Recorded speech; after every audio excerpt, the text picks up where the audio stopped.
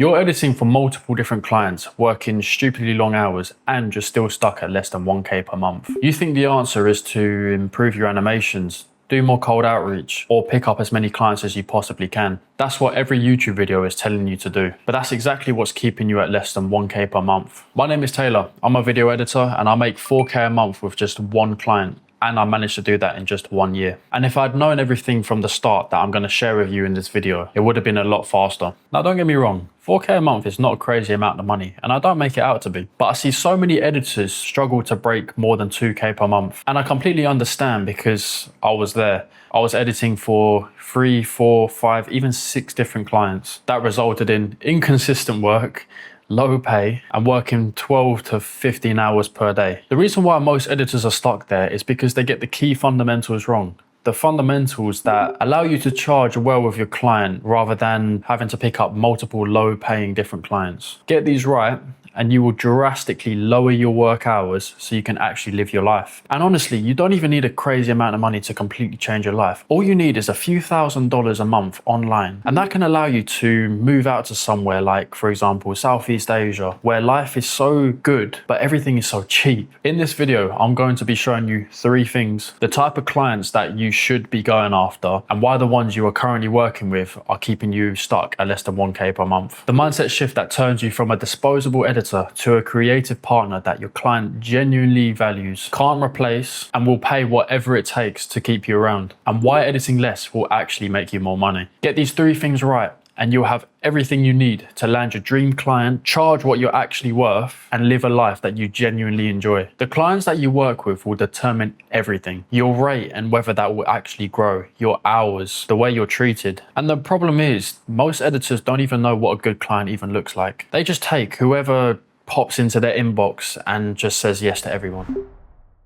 I want to tell you guys about my very first client. I just finished editing the very first video that I did for him. And it also happened to be my very first video ever for a paying client. And I asked him something. Now, I wouldn't recommend asking this unless specifically specified beforehand when you both agree on everything, you know, the contract, the rate, the everything, right? I asked him if I can put this on my portfolio. Now, the reason why I say you don't need to do this is because if it's not specifically specified beforehand that he doesn't want you to post it on your portfolio, then you have free will to post it anywhere you want. Now, because I was new to video editing, it was my very first client, I didn't know what the right and wrong thing to do was really. I mean, I heard people say that I could post it, but I just didn't feel right to do so. So I thought it might be respectful to ask. And to be honest with you, I just didn't see anything wrong with it. I thought it might have come across nicely, at least like I'm being respectful and just asking him beforehand, or like letting him know at least. And then came his response. Do I get a discount on my next video? Bro, even though he was my very first client, from that moment on, I knew that this guy, there was no future with this guy, right? He only saw me as like a disposable editor, like nothing more than that. I wasn't a creative that he hired to help him grow his channel and improve his videos. I was someone who he was going to squeeze dry as much as possible my time and energy. What he was doing is he was testing me. He was testing me to see how I would respond to this. If I would crumble and say, yeah, of course, I'll give you a discount, no problem, as most editors would. If I would have said that, that would have kept him happy. You know, he would have had control over me. That's exactly what he wanted. And you know how I responded? I said something that I'm still proud of to this day. I stood my ground. I basically told him, no, this was a deal breaker for me. If I can't post it on my portfolio, then this partnership isn't going to work. I said it in a very formal and professional way. Now, looking back at it now, I probably wouldn't have been that formal, to be honest, but I was new to video editing. I'm pretty sure I used like ChatGPT or something to write that message out for me, but the message was clear. I stood by what I said because I had dealt with it time and time again with my old 9-to-5 jobs. You know, I used to work in a warehouse in the freezer. I used to have to deal with shitty managers and bosses absolutely treating me like shit, always talking and looking down on me. And the whole reason why I got into self-employment and entrepreneurship and video editing specifically was so I could be my own boss, so I didn't have to deal with these people anymore. And unfortunately, people like him are going going to pick on certain editors who he can try to take control of, because that's what he wants. He wants control. He wants to know that he can blast orders at you and blast all these different commands and shit to you, and they will do it because they're scared of losing a client. They're scared of losing the income. This was my very first client, guys. I had no other client. I had no other income stream. I was relying on my saved up money from my 9-to-5 job. I still stood firm. I still said no. Anyway, he was genuinely shocked, as you can see in this message here. And then the funniest thing is, he thought that, okay, well, he said no now, but in a few days he's going to come to his senses and he's going to come running back. So he said this: if you change your mind in 3 days, let me know. Bro thought I was going to come running back, like I couldn't survive without him. Obviously, I didn't come back. I left him on fucking red. Anyway, 4 days later after that message, guess what? He comes running back to me. He sends me a message saying, hey, wanted to know if you wanted to keep working together. As soon as he sent me this message, I knew that I had leverage now. He wanted me more than I wanted him. I already told him no. I already said to him, I don't want to work with you. Here's what I want you to understand. The moment he came back to me, the power had completely flipped. He needed me more than I needed him. So I renegotiated on my own terms. What I did was I basically negotiated with him to be able to post the stuff on my portfolio, because to me, it was not worth me doing the work. Even though it was experience, it was not worth me doing the work if I couldn't post it on my portfolio. Because even back then, I knew the power of personal branding. And if I can post my edits onto Twitter and my portfolio, this will help me land a new client. Because if I had no work on my portfolio, nothing to back up my work or anything like that, I would have just continued to get the same bad clients, just like this guy. Because I got this guy through reaching out to him because he posted on Twitter about how he needed an editor. I didn't have any work experience other than a couple re-edits, and he saw one of my re-edits and he hired me. I didn't want to go through this again, so I needed to get work on my portfolio. But that's not to say that I wouldn't still drop him if he said no. That was my very first client, and to be honest with you, I don't know if I'd be where I am now if I hadn't worked for people like him, because it teaches you a lot. It gives you a lot of experience. It teaches you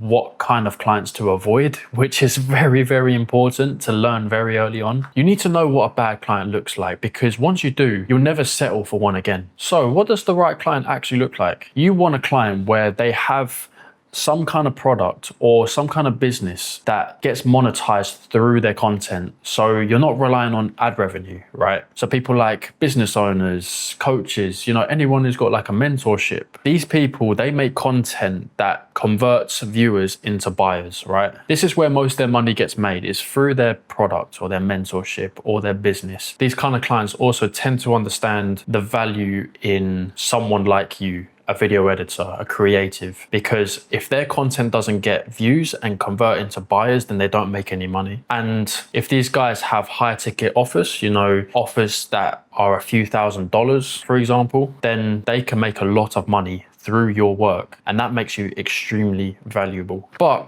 that's not to say that a lot of them, and I will dare say most of them, don't understand the value, and they will still try to cheap out. Even though they say they make 10, 20, 50K a month, they will still not pay over $200 for a video. And these are still the guys you want to avoid, because if they can't pay over $200 for a video, chances are they are not making what they say they're making. You need non-negotiables. Any client who tries to lowball you, undervalue you before you've even agreed on a price, just drop them, just forget about them, because they're never going to be a high-paying, good quality client if they're already trying to cheap out on a video. Clients who are constantly overturning and going through so many different editors, big red flag. Think of it like a woman, right? If they're constantly dating multiple men, they can't hold on to a boyfriend for, let's say, no longer than a month, and you find this out when you go on a date with them, you're going to be thinking like, okay, why is this girl going through so many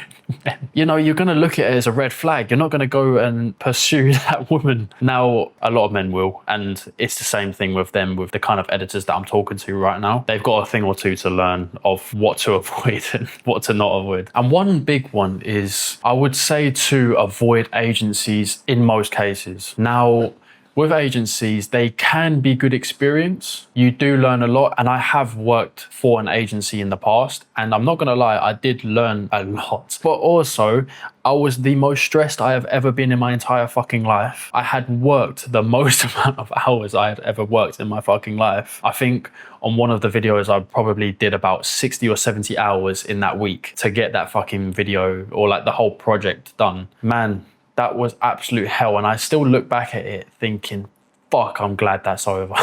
And they don't care about you. It's like quick turnaround times. You're just a disposable editor. They constantly overturn different editors. You're nothing to them. You're just a guy who follows their instructions and just does the edit, and then that's it. They underpay you as well. And also, you need to niche down. I know it's very common advice, but so many editors do not have a niche. They just label themselves as a video editor, just this big broad term. And they pick up any client that they have the opportunity to work with in any kind of niche. So that could be, you know, in the gaming niche, so they'll do a gaming video. And then the next video they're doing, I don't know, like an entrepreneurship video. Next one they're doing clipping for Instagram. Next one they're doing, I don't know, dog videos or something. Like, there's no niche there. They're just like, I'm a video editor. If you need a video edit, then I'm your guy. You need to pick something specific, a specific niche, and post content in that niche. Every client that I've had ever since, I think after my first 2 ever clients, every single client has come to me through my posts. The reason why they came to me is because I made content specifically for that target audience. So if someone's in a specific niche, they're looking for an editor who can edit in that style, who understands their niche. So therefore, when you post that kind of content in that niche, you will have a much better chance for the right client to find you. Right now, number 2, the mindset shift. This is a big one. Most editors think that getting better at editing gets them paid more. Better animations, taking time to ease all the keyframes so everything looks nice and smooth, creating nice and visually pleasing edits, making as many animations as they possibly can within the video. This is exactly why most editors stay broke, because they're focusing on the wrong thing.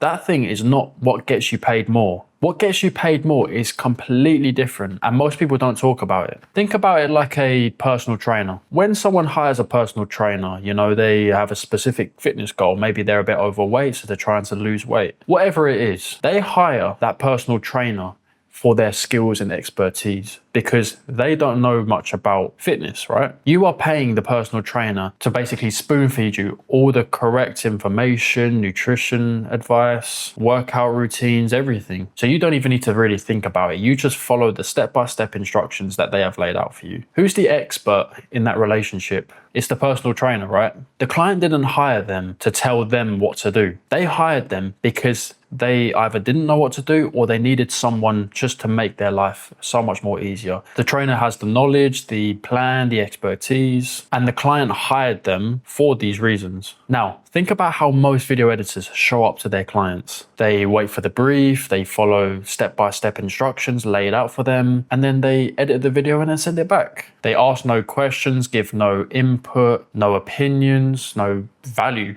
You are replaceable. I'll give you a real example. When I was negotiating my current retainer, I had basically done a few videos with him. I'd done maybe 2 or 3, so I got paid separately for each video, as most people do. Now, because during this time, we kind of slightly built up the relationship. You know, I was myself to him. I wasn't acting like a robot. I was giving my own input, my own opinions, advice of what we should maybe improve, or like suggestions of types of edits to put into the video, for example. Basically, by the time, you know, we'd done about 2 or 3 of these videos, I built up a lot of trust with him, and he got to also see me as the actual person behind the editing. Because yeah, sure, you know, he hired me for my expertise, and that's video editing, right? But we had a few nice chats, and like, I was myself to him, you know. I would call him bro, you know. I wouldn't act extremely formal with him, you know, like I'll just be very chill, relaxed, because at the end of the day, right, this is a partnership, or this is what you should strive it to be, like a partnership. He's hired you for your expertise and he's your client, but at the end of the day, you know, you're looking for a long long-term partnership here. He's not your boss, I'm not his employee. We're working together. Now anyway, so basically when we were negotiating the current retainer that I'm on, he was also talking to an agency because he wanted to take his content extremely seriously now. And he knew that an agency can provide him with all the different expertise to make his life as the content creator extremely easy. All he would have to do is just hit record, read out the script that was laid out for him, send it over, and then they deal with the rest. Now, he knew that I was just a video editor, but he really enjoyed working with me because of the reasons that I explained before. So when he asked me about my price, I named my price, and then basically I couldn't believe it. When I said my price, he said that I quoted around the same sort of price per month as this agency. So when he told me that, I was thinking, oh, there's no way he's going to pick me. You know, obviously he's going to go with the agency because they can do way more than me. They blow me out the park in terms of what they can provide for him at this price point. But the crazy thing is, that was not the case. He chose me, not because I was a better editor or I could provide him more. No, it was because I was myself. I spoke to him like a human, like a partner. With me, he actually had somewhat of a connection. With an agency, he would never have that personal connection with anyone. It's just going to be strictly business, which can be a good thing. But at the end of the day, right, I gave input. I had opinions about his content. I gave value and actually cared whether his channel performed or not. So the shift is this, right? Stop thinking about what you can deliver and start thinking about what outcome you can create for your client's business. Because at the end of the day, this is the most important thing. This is the thing that's going to make him more money. Therefore, he's going to have more money to pay you. Give your own opinions when you genuinely have them. Don't be afraid of doing an edit that he didn't specifically ask for, because if you think it will actually improve the video and drive better results, you know, ask him questions. Just show up like someone who actually cares about whether it works. Because you should. You know, you should find a client that you want to work with. Right now, you probably don't know the feeling of finding a client that actually suits you, that fits into your needs, that makes your life better. But when you do find them, you will feel the difference immediately. And as long as you do your part and you do a good job for them, they will pay you whatever you ask. So number 3, if you edit less, you will actually make more.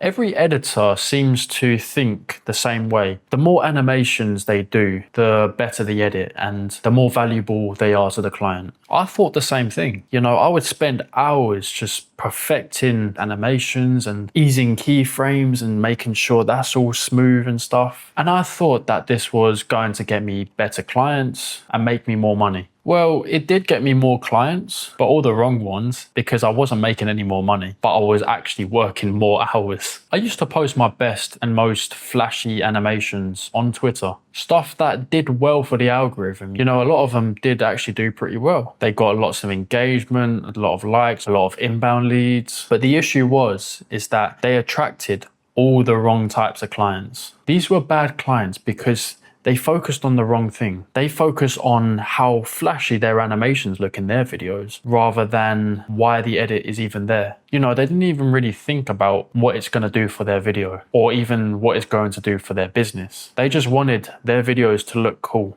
What I also posted with these flashy animations was my vlog edits, because I specifically enjoyed editing vlogs for business owners. Now, these posts would always flop. You know, they got like 10 likes, probably no more than 500 views. But funnily enough, one of these vlog edits actually landed me my current client. You know, my dream client, the one who's paying me 4K a month now, the one that's allowed me to move out to Thailand and live my dream life. Because the thing is, right, he was specifically looking for a vlog editor because that's what he wanted to post. You know, he had posted a few vlogs in the past, but this was a time where he really wanted to start taking his YouTube channel more seriously. So what did he do? He went onto Twitter and he looked for a vlog editor, someone who specializes in editing vlogs. This guy, he's been on YouTube for years and he's already built himself a very successful and reputable YouTube channel and mentorship. So this guy already had the money because he had the money from his business. He just needed the right guy to hire to help him, first of all, get back into YouTube, create banger vlogs that's going to drive people into his mentorship and create sales. And because no one else was really posting vlog edits, you know, I was one of the only people on Twitter that I'm aware of who was doing that. I even put the vlog guy in my Twitter banner just to specify